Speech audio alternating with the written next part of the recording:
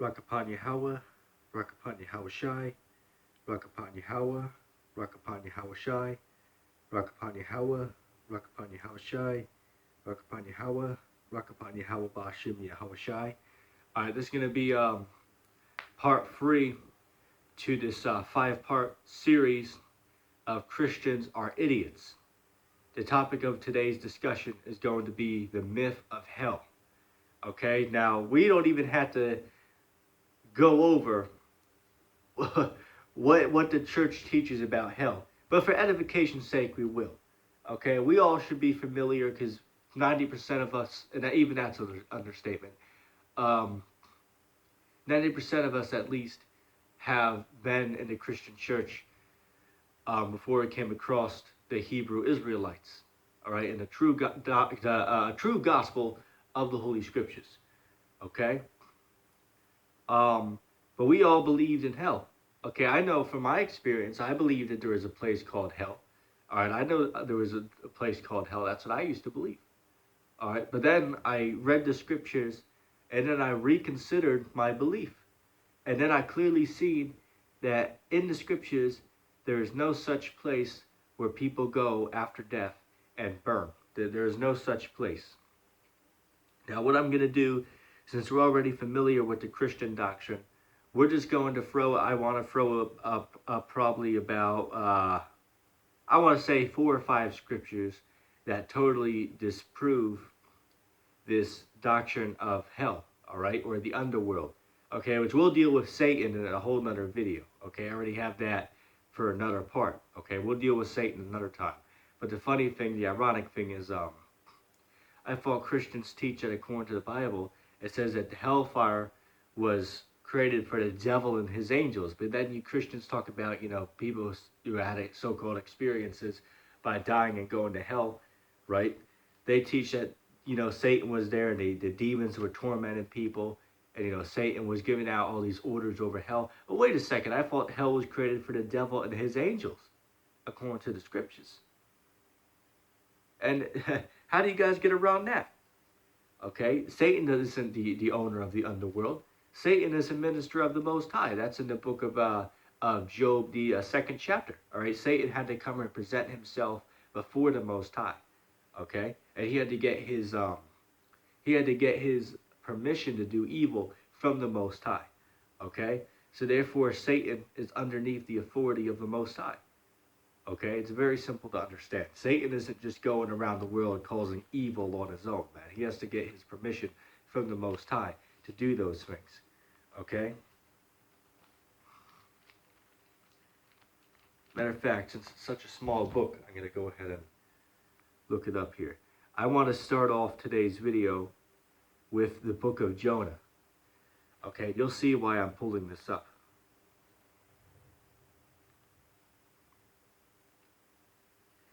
All right, hey man, if there's any Christian watching this, you're about to get yourself some education, okay, which is good.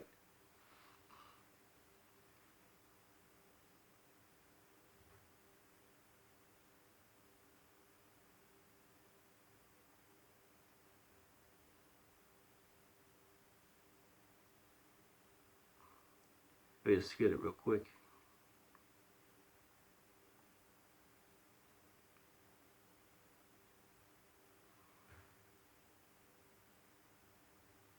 There it is. All right, Jonah.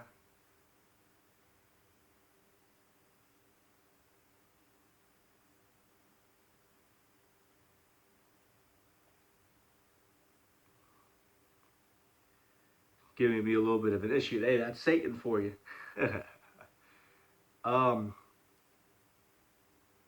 You know what? What I'm going to do is we're going to read a couple of verses here. Okay, now the main point is in the 2nd verse. Okay, but we're going to read from verse 1 to verse 7. But then I'm going to come back and we're going to go over the second time over the main verse. Okay, this is the book of Jonah, chapter 2 and verse 1. Then Jonah prayed unto Yahweh his God out of the fish's belly, and said, I pray by reason of mine affliction unto the Lord. And he heard me. Out of the belly of hell cried I, and thou heard my voice. For thou cast me into the deep, into the midst of the seas, and the floods compassed me about. All thy billows and thy waves compassed over me. Then I said, I am cast out of thy sight. Yet I will look again towards thy holy temple. The waters compassed me about, even to the soul. To depths closed me round about. The weeds are wrapped about my head. They were wrapped around my head. I went down to the bottoms of the mountains. The earth with her bars was about me forever. Yet hast thou brought up my life from corruption, O Lord my God. When my soul fainted within me, I remembered the Lord, and my prayer came in unto thee, and thy holy temple. But the what's the word I'm looking for? The moment, or I should say, the moment you want to focus on here, or the point you want to focus on, whatever word you like to use, is the second verse. Okay, Jonah chapter 2 and verse 2. Okay, let's read that verse again. Jonah 2 and 2. And I said, and I cried by reason of mine affliction unto the Lord, and he heard me. Out of the belly of hell cried I, and thou heard my voice. Oh, wait a second. Jonah was in the belly of a fish. So he's comparing the belly of a fish to hell. Okay, so this is a clear example in the Holy Scriptures. When you see the word hell, it does not mean a place where people go and suffer underneath the earth. It clearly can be used to describe a condition. Okay? So in this circumstance, hell is being described as a condition that is being played out on the earth. Okay, as in this specific example, he's in the belly of the fish. Okay, so he called it hell because it was a bad condition to be in. Okay, so that's one cut towards the Christian church. That when you see the word hell in the Bible, almost always it either means one, a condition that's played out on the earth, or two, it means the grave. Okay? We're going to go to the book of Psalms. I'll get it in here.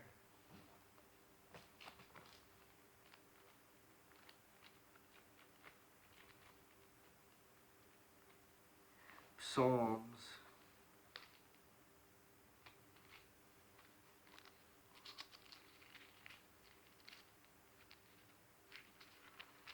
Chapter 9.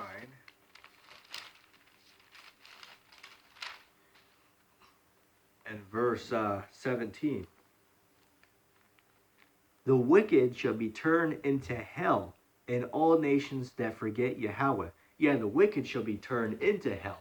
Oh, wait a second. I thought hell is a physical place. So how are you going to take a nation of people, right? All the buildings and people who live there. How are you going to turn those people into hell if hell is a physical place underneath the earth? Yeah, it don't make any logical sense. So the doctrine of the Christian church is clearly getting cut 6 ways to Sunday, inside joke, with the scriptures. Okay? I mean, at this point, it's just a damn joke, man. All right, at this point, it is just a damn joke. Okay? And these pastors, man, these guys, I'd be surprised if they would even bring up one verse that we're talking about, man. Okay, because you see, the difference between us, or I should say myself, the difference between me and these Christian pastors, man, let me say this, man. I got more lines than a Zigger's cake tree. All right, I got more lines than the Zigger's cake tree, man. All right, you pastors can't do that, though, man. All right, you guys, you dogs go off of a damn script, man. All right, you have the devil, the so-called white man, tell you what you can and can't say, man. All right, that's what you pastors have to abide by, the 501c3. Okay, you get your freedom of speech limited, man. Okay, you can't flow, man. You guys can't flow. You guys can't bring out line upon line, man. Okay, you guys can't do it. You can't do what we do. Anyway.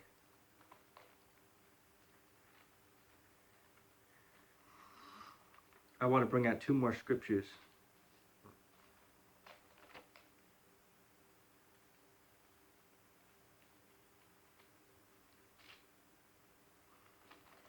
Bear with me.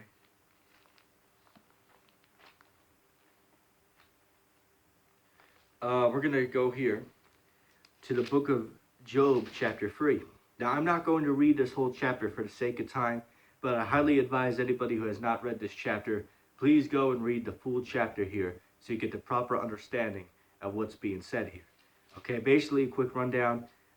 Job is saying he wished he would have died, but now he's going to describe what happened if he was dead. All right, if he died, this is what would have happened, where he would have went. Job chapter 3, and let's start at verse, let's see. Verse 13. For now should I have lain still and been quiet. I should have slept and had been at rest, with kings and counselors of the earth, which build desolate places for themselves. Or if princes would have gold and filled their houses with silver. Or as an hidden untimely birth I had not been, as infants which never saw the light. There the wicked they cease from troubling, and there the wicked, and there the weary be at rest. Let's read that verse again. There the wicked they cease from troubling, and there the weary are at rest. There the prisoners they rest together, they hear not the voice of the oppressor. The small and great are there, and the servant is free from his master. But wait a second, let's go back up. There the wicked they cease from troubling. There the weary be at rest. Right, so wait a second. So he's describing what would have happened to him if he died. And now he's saying they're the wicked, they're at rest. Oh, and it's a dead giveaway, man, because on the gravestone, it doesn't matter who you were, if you were a murderer, an insane person, or just an average citizen, on your gravestone, they put R.I.P., which just stands for rest in peace. Okay, so it's a dead giveaway, man. And this man knows that there's just peace after death. There is no such thing as a place where you burn forever called hell. That's not in the scriptures, okay? That was a creation from the Catholic Church to scare people into paying money in hopes that they do not go to hell after death, okay? That's what the creation of hell is, okay? And now for my last evidence of my statement. It's going to be the book of Revelation, chapter 20 and verse 14. All right, I want you to listen closely for these Christians here, because I thought you guys teach the lake of fire is talking about hell. Well, I have a question. Revelation chapter 20 and verse 14. It says, and death and hell were cast into the lake of fire. This is the second death. Let's read that again. Revelation 20:14. And death and hell were cast into the lake of fire. This is the second death. So how can hell be thrown into the lake of fire? How? I thought the lake of fire was talking about hell. So how can you pick up hell, a physical location, and throw it into another physical location? You can't. It's just simply talking about the condition, right? Hell, a condition, stress, pain, right? Which is just conditions of hell. They were thrown into the lake of fire. Okay? It's very simple to understand. Okay, so that was just the, what is this? I believe the third installment to this 5-part series of Christians Are Idiots. Okay, if you have not seen part 1 and 2, recommend you go over to the playlist and watch those two. And anyway, I hope this was edifying. And if anybody has any questions referring to this subject or would like to, refute this information, go ahead and put that refute in the comment box down below. But anyway, with that being said, I'm going to say shalom.